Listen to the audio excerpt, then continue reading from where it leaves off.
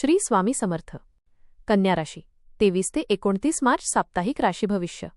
नमस्कार मित्रांनो, आपल्या आवडत्या चॅनलवर तुमचं मनापासून स्वागत आहे. हा आठवडा तुमच्यासाठी नेमका कसा जाणार? काही नवीन संधी तुमच्या दारात येणार आहेत का, की काही जुन्या गोष्टी पुन्हा डोकं काढणार आहेत? मनातले प्रश्न, थोडीशी धडधड आणि थोडीशी उत्सुकता, या सगळ्याचं उत्तर आपण आज पाहणार आहोत. कन्या राशीच्या लोकांचा स्वभावच असा असतो, प्रत्येक गोष्ट नीट तपासून विचार करून मग निर्णय घेणारे. पण या आठवड्यात कधीकधी मन जास्त विचार करेल आणि त्यातून थोडासा गोंधळही निर्माण होईल. त्यामुळे जरा शांत राहून स्वतःवर विश्वास ठेवणं खूप गरजेचं आहे. जर तुम्हाला हे राशीभविष्य आवडले असेल तर व्हिडिओला लाईक करा, चॅनलला सबस्क्राईब करा आणि कमेंटमध्ये श्री स्वामी समर्थ नक्की लिहा. हा आठवडा सुरुवातीला थोडा धावपळीचा आणि मनाला ताण देणारा वाटेल. काही कामं अचानक समोर येतील आणि हे कसं सांभाळायचं असा प्रश्न पडेल. पण हळूहळू तुम्ही सगळं व्यवस्थित हाताळाल. तुमच्यातील संयम आणि शिस्त तुम्हाला योग्य मार्ग दाखवेल. या काळात जुन्या गोष्टींचा विचार जास्त होईल. कधी वाटेल, आपण तेव्हा असं केलं नसतं तर बरं झालं असतं. पण भूतकाळात अडकून न राहता पुढे जाणं महत्त्वाचं आहे. तुमच्या मेहनतीची दखल घेतली जाईल, पण लगेच मोठं फळ मिळेल असं नाही. थोडा वेळ लागेल, पण परिणाम नक्की चांगले असतील. मन कधीकधी अस्वस्थ होईल, पण त्यावर नियंत्रण ठेवणं तुमच्याच हातात आहे. सकारात्मक विचार ठेवलात तर परिस्थिती तुमच्या बाजूने वळेल. आठवड्याच्या शेवटी एखादी चांगली बातमी कानावर येऊ शकते, ज्यामुळे मन प्रसन्न होईल. करिअर आणि व्यवसाय.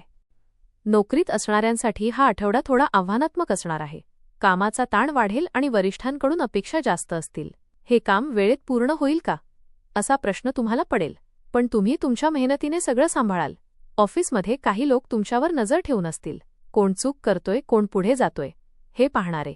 त्यामुळे तुमचं काम नीट आणि प्रामाणिकपणे करा. नवीन प्रोजेक्ट किंवा जबाबदारी मिळण्याची शक्यता आहे. सुरुवातीला थोडी भीती वाटेल, पण नंतर तुम्ही त्यात जम बसवाल. व्यावसायिकांसाठी हा काळ थोडा सावधगिरीचा आहे. मोठी गुंतवणूक करण्याआधी दोनदा विचार करा. पार्टनरशिपमध्ये असाल तर संवाद नीट ठेवा. गैरसमज होऊ देऊ नका. जुने ग्राहक परत संपर्क साधू शकतात, ज्यामुळे थोडाफार फायदा होईल. आठवड्याच्या शेवटी कामात थोडी स्थिरता येईल आणि तुम्हाला समाधान वाटेल की हो, आपण हे करून दाखवलं. आर्थिक स्थिती. पैशाच्या बाबतीत हा आठवडा मध्यम स्वरूपाचा आहे. मोठा फायदा नाही, पण नुकसानही टळेल. जपून खर्च करायला हवा ही भावना सतत मनात राहील. घरात एखादा अचानक खर्च येऊ शकतो, दुरुस्ती, वैद्यकीय किंवा इतर काही कारणांनी. त्यामुळे आधीच थोडी बचत ठेवलेली बरी. अनावश्यक खरेदी करण्याचा मोह होईल, पण त्यावर नियंत्रण ठेवा. हे खरंच गरजेचं आहे का हा प्रश्न स्वतःला विचारा. गुंतवणूक करताना घाई करू नका. इतरांच्या बोलण्यावर विश्वास ठेवून पैसे टाकू नका. जुनी देणी वसूल होण्याची शक्यता आहे, ज्यामुळे थोडा दिलासा मिळेल. आठवड्याच्या शेवटी आर्थिक परिस्थिती थोडी सुधारेल आणि मनात हलकं वाटेल. प्रेम आणि वैवाहिक जीवन. प्रेमसंबंधात हा आठवडा थोडा चढउताराचा असेल. कधी खूप जवळीक वाटेल, तर कधी छोट्या गोष्टीवरून वाद होऊ शकतो. जोडीदाराशी बोलताना शब्द जपून वापरा. नकळत बोललेलं एखादं वाक्य मन दुखावू शकतं. तुमचं प्रेम व्यक्त करणं महत्त्वाचं आहे. समोरील व्यक्ती समजून घेईलच असं गृहीत धरू नका. वैवाहिक जीवन थोडासा तणाव निर्माण होऊ शकतो, पण तो कायमस्वरूपी नसेल. शांतपणे चर्चा केल्यास सगळं सुरळीत होईल. एकत्र वेळ घालवणं खूप गरजेचं आहे. एखादी छोटी सहल, एकत्र जेवण किंवा फक्त गप्पा. अविवाहितांसाठी एखादा नवीन व्यक्ती आयुष्यात येऊ शकतो, पण लगेच निर्णय घेऊ नका. आठवड्याच्या शेवटी नात्यात पुन्हा गोडवा येईल आणि मन आनंदी होईल. कुटुंब आणि सामाजिक जीवन. घरात थोडंफार वातावरण बदलत राहील. कधी आनंद, कधी थोडासा ताण असं मिश्रचित्र असेल. घरातील मोठ्यांचा सल्ला उपयोगी पडेल. त्यांचं ऐकलं तर अनेक समस्या सहज सुटतील. भावंडांशी संबंध सुधारतील. एखादी जुनी नाराजी दूर होईल. घरात एखादं शुभ कार्य किंवा आनंदाची बातमी येण्याची शक्यता आहे. मित्रांसोबत वेळ घालवायला मिळेल, ज्यामुळे मन हलकं होईल. एखादा जुना मित्र अचानक भेटू शकतो आणि जुन्या आठवणी ताज्या होतील. सामाजिक कार्यक्रमात सहभागी व्हाल आणि नवीन ओळखी होतील. आरोग्य आणि मानसिक स्थिती. या आठवड्यात मानसिक ताण जास्त जाणवू शकतो. कामाचा ताण, घरची जबाबदारी, सगळ्यामुळे मन थोडं थकलेलं वाटेल.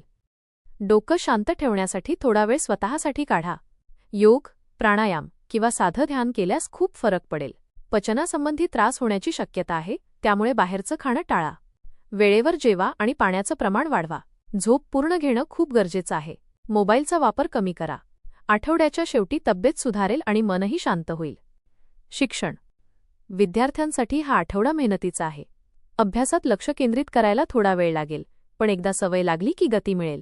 स्पर्धा परीक्षेची तयारी करणाऱ्यांनी वेळेचं नियोजन नीट करावं. गुरूंचा सल्ला घेतला तर योग्य दिशा मिळेल. आळस टाळणं खूप महत्त्वाचं आहे. ग्रुप स्टडी केल्यास फायदा होईल. एखाद्या विषयात अडचण येईल, पण प्रयत्न सोडू नका. आठवड्याच्या शेवटी अभ्यासात समाधान मिळेल. उपाय: बुधग्रहाची कृपा मिळवण्यासाठी बुधवारच्या दिवशी गणपतीची पूजा करा. ओं बुं बुधाय नमः हा मंत्र रोज 108 वेळा जपा.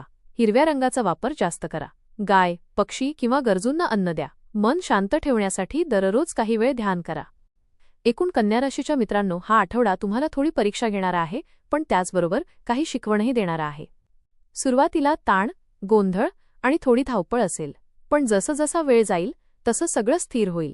कामात मेहनत घ्या, नात्यांमध्ये संयम ठेवा आणि पैशाच्या बाबतीत जपून पाऊल टाका. सगळ्यात महत्त्वाचं म्हणजे स्वतःवर विश्वास ठेवा, कारण तुमच्यात ती ताकद आहे जी कोणत्याही परिस्थितीतून तुम्हाला पुढे घेऊन जाईल. कन्या राशीच्या मित्रांनो, हा आठवडा थोडा रोलर कोस्टरसारखा जाणार आहे. कधी उत्साह, कधी ताण, तर कधी समाधान. आठवड्याच्या सुरुवातीला कामांचा ताण आणि मनात थोडासा गोंधळ जाणवेल. सगळं एकदम काय येतंय असंही वाटेल. पण जसं दिवस पुढे जातील तसं तुम्ही हळूहळू परिस्थितीवर नियंत्रण मिळवायला लागाल. कामाच्या बाबतीत मेहनत खूप घ्यावी लागेल, पण त्याचं फळ लगेच दिसणार नाही. त्यामुळे थोडा संयम ठेवणं गरजेचं आहे. वरिष्ठ तुमच्याकडे लक्ष देत आहेत, त्यामुळे प्रत्येक काम प्रामाणिकपणे आणि नीट करा. व्यावसायिकांनी मात्र जरा सावध राहून निर्णय घ्यावेत. पैशाच्या बाबतीत जपून खर्च करा.